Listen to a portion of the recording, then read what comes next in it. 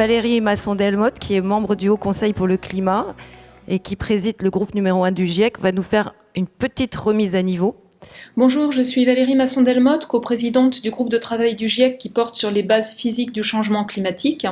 Et je voudrais partager avec vous quelques réflexions autour des enjeux du changement climatique dans le contexte de vos réflexions sur les actions en matière d'aménagement. Depuis la période pré-industrielle, 1850-1900, les activités humaines ont provoqué un réchauffement global d'environ 1 degré. Dans l'atmosphère, un climat qui change, c'est une température moyenne qui augmente, c'est une forte augmentation de l'occurrence de l'intensité de vagues de chaleur.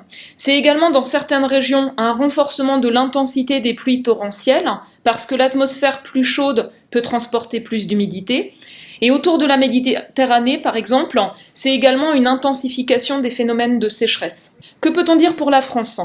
La poursuite du réchauffement d'ici à 2050 dans tous les cas, une stabilisation du réchauffement pour la France dans la deuxième moitié de ce siècle, si très rapidement on a réduit au niveau mondial les émissions de gaz à effet de serre.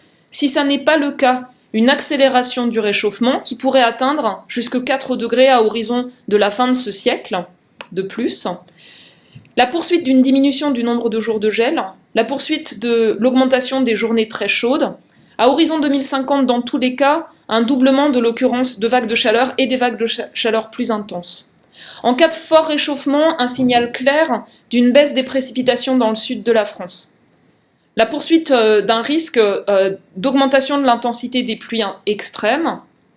La poursuite d'un assèchement du sol, avec des projections de baisse de débit des cours d'eau, d'une forte augmentation de la durée des sécheresses qui passerait de 2 à 4 mois d'ici à 2050 et pourrait atteindre 6 mois à horizon 2100 si on ne maîtrise pas les émissions de gaz à effet de serre mondiales.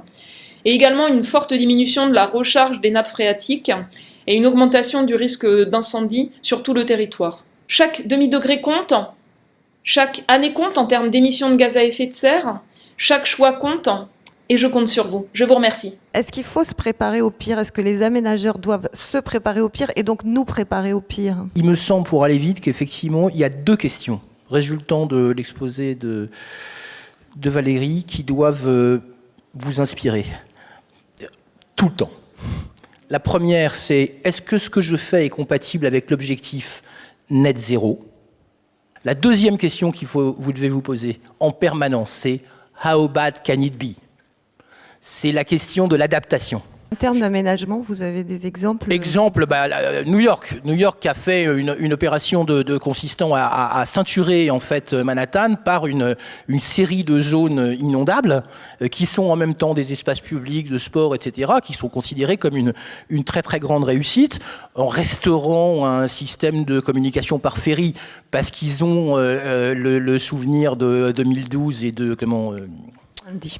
Voilà, Sandy, et qui se sont rendus compte que le métro avait été inondé pendant 3 semaines, quoi, si vous voulez. Donc ils ont remis en place des ferries avec des ponts d'embarquement flottants, des choses comme ça, qui permettent de garder un système de transport sur l'ensemble de New York qui soit correct. Alors Henri Spech, donc Solideo, le village olympique, vous êtes contraint par un programme qui était celui de Paris dans son dossier de candidature pour les JO, de faire des jeux très respectueux de l'environnement. Et vous avez jusqu'en mars 2024, si j'ai bien compris, et pas plus, pour livrer un quartier. Aujourd'hui, on est en train de développer des principes pour reconstituer des sols sans terre végétale issue du décapage hors des métropoles. On est en train de développer des sols qui sont entièrement issus du recyclage, à partir des matériaux de démolition, à partir des produits notamment issus des tunneliers du Grand Paris Express et issus du compostage qui a lieu, enfin qui existe dans la métropole. Et en mélangeant ces 3 natures de matériaux, on arrive à reconstituer un sol avec l'ensemble de ses composantes et on fait un travail biologique sur ce mélange pour reconstituer ce sol qu'on va venir ramener dans le village et en faire le support de plusieurs milieux différents. Le village olympique, c'est environ 50 hectares sur 3 communes, à Saint-Denis, Saint-Ouen et l'île Saint-Denis. En phase héritage, c'est environ 2200 logements familiaux et une centaine de milliers de mètres carrés d'activités tertiaires et économiques. J'accuse encore le coup de la présentation de Madame Masson-Delmotte. Il y a vraiment une urgence dans son appel. Et c'est vrai que Du coup, je me sens un peu presque mal à l'aise parce que, comme vous le disiez, nous, on ne répond pas encore à cette question climatique avec cette forme d'urgence. Alors, Romain Champy, vous travaillez à l'OPIDEA, mais vous vouliez parler d'un projet lillois que vous avez suivi, et donc le projet l'île Saint-Sauveur. Et alors que ce projet coche toutes les cases, et ben finalement, il est contesté. Je reviens aussi, une deuxième remarque préliminaire, sur ce que vous avez dit, c'est-à-dire le logement, ça représente 20% des émissions de gaz à effet de serre en France, et la production neuve, c'est 1%. Au sein de cette production neuve, nous contrôlons entre 5 et 10%. Quand je dis nous, les aménageurs, les opérations d'aménageurs. Donc ça veut dire que nous représentons 0,005% de la question des gaz à effet de serre. Vous en avez un peu entendu parler, pour ceux qui étaient là ce matin, dans la présentation de Claire Shorter. C'est le projet Saint-Sauveur à Lille, qui est vraiment en centre urbain, 20 hectares, à 200 mètres du beffroi de la ville de la mairie, très très bien desservi en transport en commun, une ancienne friche ferroviaire. On conduit un projet pendant 6 ans, des études préalables aux études préopérationnelles, aux dispositifs réglementaires à passer. Et en cours de route, on a une levée de bouclier des habitants, pour des raisons très très différentes, mais qui vont finalement s'agglomérer sur la question environnementale. À cette échelle de temps et à cette échelle de travail, une planification, elle porte sur 20, 25 ans, 30 ans. C'est la bonne échelle pour s'interroger sur cette question climatique. Et sur la question climatique, en mettant la métropole sous stress pour comprendre comment elle réagit à cette échelle de temps. Et donc je pense que c'est absolument indispensable de le traiter à cette échelle spatiale, à cette échelle de temps, de façon à ce que l'opération d'aménagement qui en découle soit d'autant plus fondée, y compris au niveau de la population. C'est-à-dire que la population comprenne pourquoi, sur le plan climatique, on a fait ce choix-là. Et donc je pense que là, il y a une ressource, on va dire, il faut le prendre pour une ressource. On est face à un mur, donc il faut qu'on invente. Et donc là, on a vraiment une question de comment on planifie et suivant quels critères, quoi. Voilà. Et je pense que là, la question climatique, ça devrait presque être le critère numéro 1 de planification dans les 30 ans qui viennent. Je ne pousse pas forcément à la coercition, mais le Grenelle a montré que l'incitation sans coercition, notamment dans l'ancien, ça ne donnait pas beaucoup de résultats.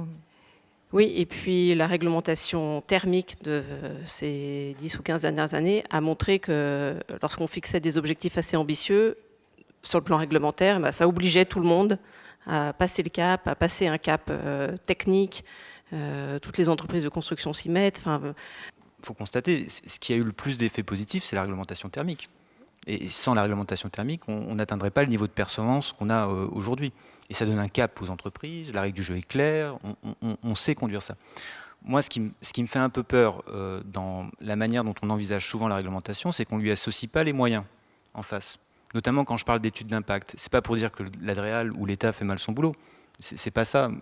Mais ce que je me dis, c'est que si on voulait associer plus en amont, dans les documents de planification, mais aussi dans la conduite de nos projets à travers leurs études d'impact, l'Adréal, l'autorité environnementale, il nous faudrait probablement des autorités environnementales plus staffées, avec plus de personnes en capacité de suivre tous ces projets. Toute la finance publique est de plus en plus consciente du sujet, y compris dans les pays en développement. Enfin, bon. Et donc, il y a un mouvement, on dit, d'alignement de la finance publique, y compris, on va voir apparaître en France, à l'initiative de Bercy, à l'initiative de certaines collectivités locales, des démarches de mesure de l'alignement des budgets sur l'objectif 2050, net zéro 2050. Qu'est-ce qui est favorable à cet objectif dans les budgets? Qu'est-ce qui l'est pas? Exercice qui devrait devenir l'hygiène de base d'un gestionnaire de finances publiques à partir de maintenant. Pendant très longtemps, l'industrie financière a considéré qu'elle était neutre au regard de la question du climat. Ce n'était pas son problème. Et ça pouvait se défendre rationnellement. L'idée, c'était... Nous sommes une sorte de fonction support de l'économie. On est là pour bouger l'argent, faire l'allocation du capital. Donc changer l'économie, on changera la finance. On vous délivrera une finance verte quand vous aurez fait une économie verte. Ce qui s'est passé depuis 4-5 ans, c'est la prise de conscience du fait qu'il y avait une responsabilité propre et un risque propre pour le monde financier. Cette ville, à horizon 2050, vertueuse, etc., est-ce qu'elle coûte plus cher à produire ? Et qui va la financer dans un premier temps? Clairement, il y a un modèle économique qui supporte le fait qu'on travaille sur ces questions, notamment du bas carbone. C'est-à-dire que la question de la construction bois et de la systématisation de la construction bois, aujourd'hui, on la traite à l'échelle du village olympique et non pas sur un bâtiment exceptionnel. Donc par rapport à d'autres opérations d'aménagement voisines, on est aujourd'hui sur du tout bois. Ça pose la question de la structuration de la filière bois aujourd'hui en France. Et à partir du moment où on pose la question de la structuration de la filière bois en France, on pose la question de la gestion du territoire français. Parce que la surface forestière française est extrêmement importante, mais dans un certain nombre de cas, pas ou peu gérée. Et finalement, on a un capital qui dort sur pied en France, dont certains propriétaires ne savent même pas qu'ils sont propriétaires de ce capital. Donc on a un sujet qui on va dire, d'ordre complètement systémique sur le plan industriel, qui est de remobiliser l'ensemble de ces territoires forestiers, de les exploiter. Et ça pose du même coup la question de la valeur de ces territoires forestiers. Ce sont des lieux de production, ce ne sont pas que des lieux de récréation. Et donc, ça pose vraiment une question qui est d'ordre national. Et c'est là où on voit le rôle qu'on peut prendre, nous, dans ce grand tout, en prenant l'exemple de la filière forestière. Il y a un point commun avec la question de la réhabilitation du logement. C'est-à-dire que c'est extrêmement difficile de faire muter un système de gestion quand il est fractionné entre une multitude de propriétaires privés. On arrive pas mal à traiter la question de la réhabilitation thermique dans tout ce qui est locatif. Dans le locatif social, d'abord il y a les finances pour adapter, la caisse des dépôts, etc. Mais même dans le locatif libre, parce que les institutionnels font le boulot. Le problème, c'est les propriétaires individuels. Et c'est pareil pour la forêt. Et en France, pour des raisons qui tiennent notamment à la fiscalité, l'essentiel de la propriété forestière est hyper fractionné avec des gens qui ne font pas le travail de gestion, ni de production de bois d'ailleurs. Ils font ça parce qu'ils le passeront à leur famille, ils sont très fiers d'avoir une forêt, et ils le passeront à leurs enfants, même quand ce sont des agriculteurs d'ailleurs, sans droit de succession, quoi. Voilà, c'est tout. Et c'est pas un bon truc pour faire évoluer des systèmes de production. On est capable de produire ça. C'est tout à fait possible. Néanmoins, il nous manque aussi des normes de base, peut-être, qui doivent aussi augmenter au fur et à mesure que nous entraînons vers le haut l'ensemble des opérateurs. Est-ce que, néanmoins, pour évaluer la demande, pour la connaître mieux, la collecte de données, c'est pas quelque chose d'intéressant, mais la collecte de données pour améliorer les politiques publiques et pas forcément pour alimenter des entreprises monopolistiques qui en font commerce. Et est-ce que c'est des choses qui vous manquent dans les opérations d'aménagement ou dans les organisations plutôt d'aménagement, de l'ingénierie de ce niveau-là, et est-ce que vous en avez besoin tout simplement? Est-ce qu'on assume de créer les thermomètres, y compris pour révéler des choses qui ne sont pas forcément très agréables à voir. Et donc, il y a aussi une question de rapport à la réalité et à la vérité. C'est-à-dire que quand on est aménageur et se rendre compte que dans l'opération qu'on est en train de conduire, il y a des îlots de chaleur urbains à l'endroit où on n'aurait pas souhaité les voir, ça nous renvoie une certaine image de nous-mêmes, quoi.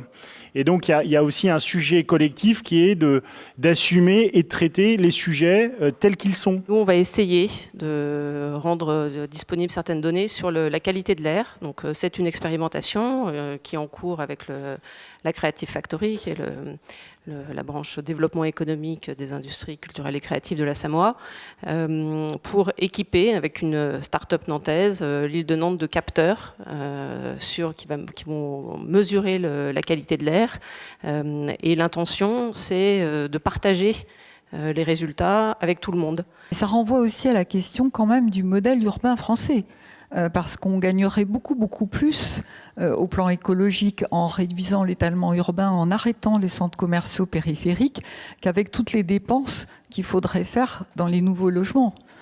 Par ailleurs, il y a aussi un message sur la reconversion, sur le fait qu'il vaut mieux aller sur la reconversion que sur la construction, sur la sobriété, et aussi sur un plus grand accueil de ce que les usagers proposent et les associations proposent. Moi, j'avais un peu une interrogation, une question sur effectivement les moyens de mettre en cohérence les grands objectifs de politique publique et la mobilisation des opérateurs économiques pour le faire.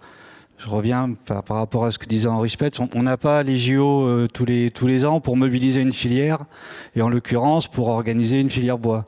Donc comment, et c'est un peu ce que vous disiez sur effectivement le rôle des filières qui sont avec beaucoup de privés et celles qui sont avec des grands acteurs, comment on arrive quand même maintenant à mobiliser une série d'opérateurs pour qu'ils accompagnent une politique publique? Je vous remercie beaucoup de votre participation, je vous remercie de votre attention et je vous souhaite un bon retour là où vous allez.